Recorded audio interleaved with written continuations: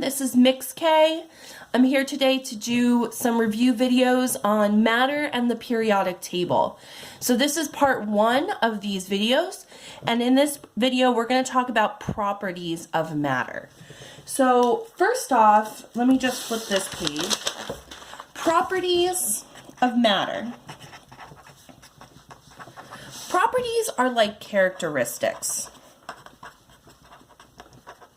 Sorry if I spelled something wrong.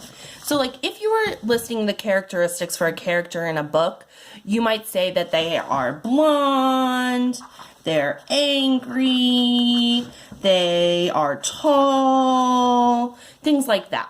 So characteristics are about characters. Properties are about matter. So some properties of matter might be the color, how hard it is, if it reacts, things like that. Okay, so properties of matter are characteristics. They're ways we describe matter. Now, for us, we have a couple different special properties that help us categorize matter, help us put it into groups and describe it. So the first two are opposites of each other. They're intensive versus extensive properties. Now, extensive properties do depend on the amount of matter. So it matters how much stuff there is. Intensive properties do not depend on the amount of matter. So it does not matter how much stuff there is. So really what this is saying is, for an extensive property, if you change the amount of stuff you have, the amount of matter, that property will also change. So for example, volume. Right here, I have a Diet Coke, like I usually do. If I drink some Diet Coke out of here, the volume has now changed. So because I removed some matter, there now is less matter in here, so the volume is different. So it does depend on how much there is. If there's less stuff, it's going to take up less space. Mass. Let's say I have a gold bar and I cut that gold bar in half. The mass of that gold bar is going to be less because I removed some of the matter. Length. If I ripped this paper in half, it's no longer going to be the same length it was before. Now this last one, amount of energy, I want you to think about food and fuel. So imagine you have an empty tank of gas. That empty tank of gas is not going to give you as much energy as a full tank of gas. So the more gas you have, the more energy you have. Same with food. If you eat a full breakfast, you're going to get more energy for the day than if you ate like one potato chip, okay? Or another example for amount of energy, a bag of chips. A bag of chips has 100 calories in it. That tells us how much energy is in that bag of chips. If I eat the whole bag of chips, I'll get 100 calories. If I eat half of it, I'm only going to get 50 calories. So the amount of that food I eat determines how much energy I get. Now, intensive, it does not depend on the amount of matter. So if I change the amount of stuff I have, this will stay the same. So color.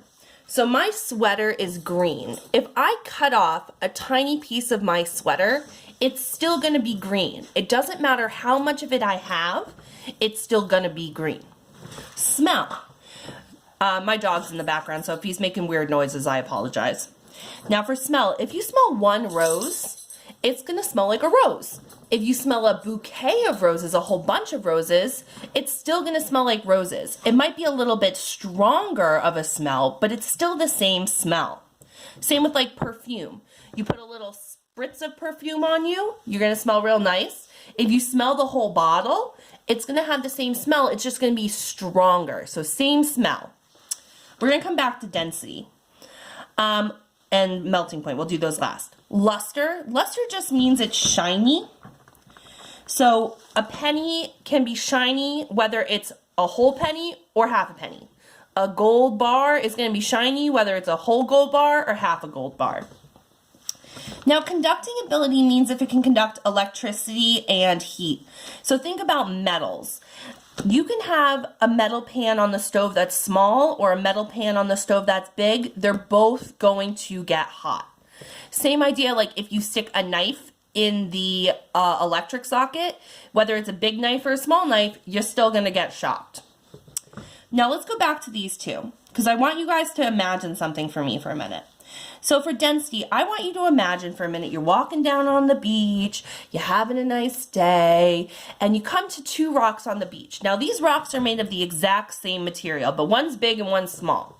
Now you go to throw those rocks into the water, and what's going to happen? They're both going to sink. This is because they're both more dense than water. Doesn't matter how much of it there is, they're both still going to be more dense, so they're going to sink. Now you keep walking down the beach and you find some driftwood. So this driftwood has been drying out on the beach, and there's a little stick and there's a big log of driftwood. Now when you go to throw it into the water, they both float. This is because they're both less dense than water. Same idea if you think about oil. If you put a drop of oil on water, it's going to float. If you put a whole cup of oil in water, it's still going to float because it's less dense. Now, melting point, I want you to imagine something else. I want you to imagine that you have walked into this giant freezer, okay? So you've gone into this giant freezer, and in that giant freezer, there's a tiny ice cube and a big block of ice. Okay, now you start turning the temperature up in that freezer, like 1 degree at a time. Now, when will the ice start to melt? Now, you might think that the little ice might start to melt first, but in reality, both of the ice cubes are going to start to melt at the same temperature, at 0 degrees, which is the freezing and melting point of water. So both of them will start to melt. Now, which one's going to finish melting first? The small one, because there's less matter, but they will both start to melt at the same temperature. So because they both start to melt at the same temperature, that is an intensive property. So extensive does not depend on the amount of matter. Okay, so if I change the amount of stuff, those properties will change. It does depend on the amount of matter. Intensive does not depend on the amount of matter. So if I change the amount of stuff I have, these properties will not change. Doesn't matter how much I have, these will stay the same. So let's look at some examples. So red color is going to be intensive. So imagine I have a red sweatshirt and I rip that sweatshirt in half. Doesn't matter how much fabric I have, it's still going to be red. So that's going to be an intensive property. A length of 5 millimeters. So let's say I take whatever that object is and I rip it in half. Is it still going to be 5 millimeters anymore? No. So this would be an extensive property because it changes when the amount of matter changes. A mass of 20 grams. So let's say I have 20 grams of gold and I cut it in half. Is it still going to weigh 20 grams? No. Because it changes, that means it's extensive. Flammability. Okay, so if I have a small candle or a big candle, they're both still going to burn. So does it matter how much candle I have? No. So flammability is intensive. No matter how much I have, it's still going to burn. Now, boiling point. I want you to think about a small pot of water and a big pot of water on a stove. You have a thermometer in each. Now, what's going to happen is as the temperature increases, they're both going to boil at 100 degrees. Doesn't matter how much is in there, they're still going to both start to boil at 100 degrees. Now, the small part will start to boil first because there was less water in there for it to heat up, but the temperature that it boils at will be the same. So because it's the same, no matter how much you have, it's intensive. Now, this bag of chips has 200 calories. If I eat the whole bag, I'm going to get 200 calories. If I eat half the bag, I'm going to get less calories. So that's going to be extensive.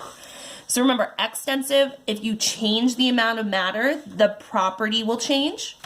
Intensive, if you change the amount of matter, the property will not change. So this is not dependent on the amount of stuff you have. This one is dependent on the amount of stuff you have. So those are the first two properties. They're opposite of each other. Now this, I think what I'm going to do is I'm going to start another video for the next type of property. No, I changed my mind. We're just going to do it here. So the next type of property is physical and chemical properties. Now in class, you did a little demo where I took a piece of paper and I ripped it up to shreds as an example. So when I took my paper and I ripped it, it is still paper. So it is still going to be the same thing. So this is an example of a physical change or a physical property. A physical property, the identity of the substance does not change when testing that property. So if I'm testing to see if paper is rippable, if I can tear up paper, when I do that, I'm testing that property and it's still paper, so that would be a physical change or a physical property. Physical change is just another way to say this. So it's the same substance in a new form. Okay, same substance, new form. Now, the main difference, a property is a description and a change is the actual action. So this would be a description and this would be an action. So the property is water freezes at 0 degrees Celsius. The change is the water actually freezing into ice. Okay, if you mix up property and change, it's okay. But what I want you to remember for physical is the same substance in a new form. So we've changed that substance in some way, but now it's in a new form, but it's still the same material. Now, a very good example of this is a change of state. So changes of state are when we go from a solid, a liquid to a gas, or vice versa. And these changes of state are always physical changes because it's still the same substance. So let's think about ice, water. So if I have an ice cube, it's solid. Now solids have definite volumes and definite shapes. Now if I start to heat up that ice cube, it's going to start to melt and it's going to become a liquid. Now, because we added energy to that solid, first the atoms are really close together and they're vibrating in place. They have a little bit of energy, they're vibrating in place, but they're not going all over the place. Now, when I add energy to this, they start moving around more. Now, they're still close together, but they can move around each other. So this is what a liquid is like, okay? Now, if I add more energy to it, the atoms can start breaking apart. They're further apart and they're moving faster. So this would be a gas when they can move around all over the place, okay? So when it evaporates from a liquid to a gas, it's gaining energy. So a solid, definite volume and definite shape, those don't change. Liquid is a definite volume. It takes up a certain amount of space, but the shape can change. So if I, hold on, take my drink and I tilt the glass, the liquid's gonna move around and change shape. Okay? But it's still gonna take up the same amount of space. Gas, it has no definite volume and no definite shape, so it can spread out as much as possible. It fills its container. Think about if you spray perfume, it's gonna start traveling to the other side of the room. Now we can go backwards. So imagine we have our gas. Our gas has a lot of energy, and we start cooling it down. So the atoms start to slow down, and when they slow down, they start coming closer and closer together. So now we have our liquid again. This is condensation. Now our liquid gets cooler and cooler, and it slows down. And this is freezing. So eventually those atoms end up back together as a solid. Okay? So to go from a solid to a liquid to a gas, we add energy. Okay? It gains, the atoms gain energy, and they move faster and further apart. When they lose energy, they move further, they move slower and closer together. Okay, now these are always physical changes because no matter what, it's still the same material. So ice and water and steam are all made of water, they're all H2O, so those are physical changes. Now chemical properties, on the other hand, chemical properties are a little bit different. I lost my pen. Oh, there it is. Now, for this one, I burned a piece of paper, and it turned into ashes. Now, this is a chemical change because it's no longer paper. So in a chemical change, the identity of the substance does change. Okay, so we made something new. New substance, new form. So an example of this would be flammability. The property would be paper is flammable. Okay, we described it. The change would be paper actually burning and becoming ash. Okay, now another word for a chemical change is a chemical reaction. They mean the exact same thing. So when you look at this definition up here, it's the definition for a chemical reaction as well. Now we're going to talk more about chemical reactions, but I want to do a little bit of information here. So one thing, reactants and products are two parts of the reaction, and this should be an arrow, so I'm going to change it to an arrow. Reactants are the substances that react, okay? They're what we start with. So reactants react. Products are the substances that are produced. They're what we make in the end. So we start with reactants, we draw a little arrow to show the reaction happened, and we end with products, okay? Now, some indicators of chemical reactions. In class, we watched some YouTube videos about the different ways we can tell a reaction is taking place. So some of those different ways we know is color change. So we change the color of the substance. Change in energy. So some ways we can tell there's a change in energy. Does it get hot, cold, or is there light? Okay, if we made a new gas, if we made a new liquid, or if we made a new solid. These just mean made anew. I just copied it down. Okay, so those are some ways we know a reaction is taking place. Now, for making a new solid, we have an example of this called a precipitate. A precipitate is when you mix two clear solutions together and the stuff in those solutions react and make something that cannot dissolve.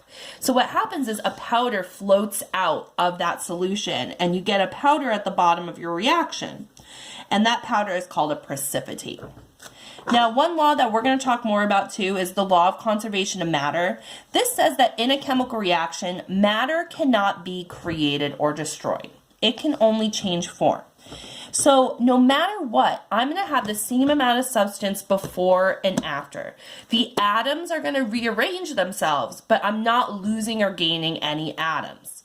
So an example of this would be if you're cooking bacon. I know not everyone eats bacon, but it's a good example for me. You start with a piece of bacon, okay? It's a big piece of bacon. And when you put it in the pan and it cooks, it starts to shrivel up. So where did all that matter go? Some of that matter turned into gas. That's why you can smell the bacon. And when you look in the pan, there's all that grease. Some of the matter turned into grease in the pan.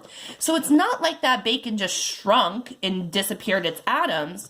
Those atoms went somewhere. Some of it went into the air, some of it went into the pan. So you have to think about where your matter is going. So let's do a couple examples of physical and chemical, because we already did some examples of intensive and extensive. So let's start with, what if I crack an egg? So if I crack an egg, did I change what the materials are made of in that egg?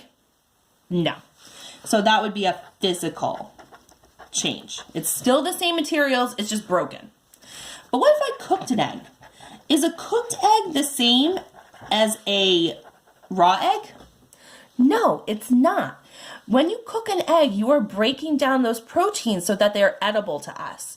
So cooking an egg is a chemical reaction. So it would be a chemical change. What about grass growing? That one's a little tricky because it seems like it's just still grass. But remember, grass growing is part of photosynthesis. So it's turning oxygen. No, not oxygen. Sorry, I'm not a bio teacher. Carbon dioxide from the air and water and energy from the sun into more plant. So grass growing would be a chemical change. What about you breathing? It's the same idea as photosynthesis. You might think, oh, gas come in, gas come out. It's the same thing. But remember, you breathe in oxygen and you breathe out carbon dioxide. So that reaction happening in your body would be chemical.